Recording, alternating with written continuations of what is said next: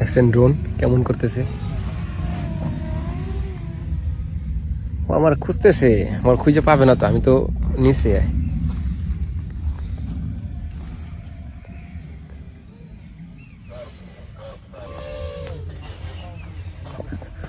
রাশিয়ার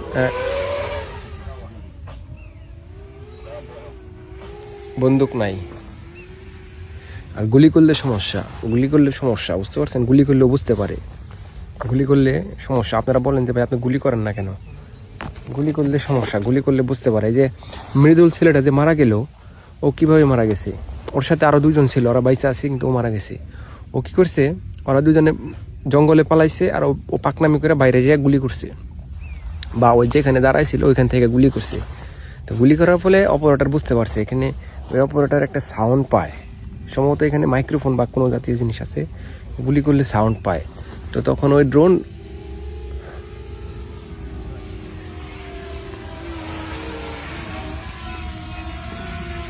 তখন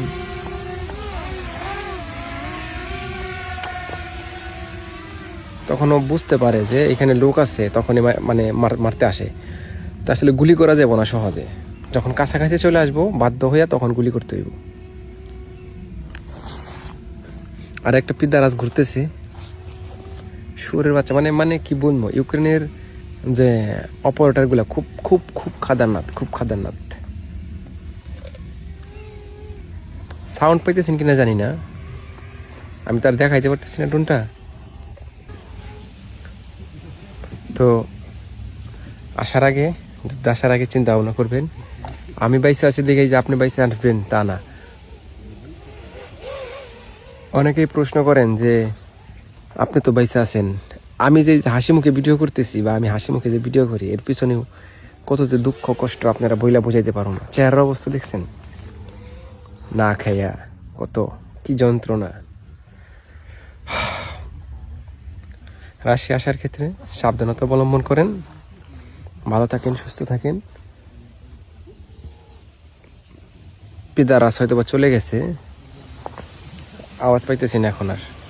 ভালো থাকবেন, সুস্থ থাকবেন। আবার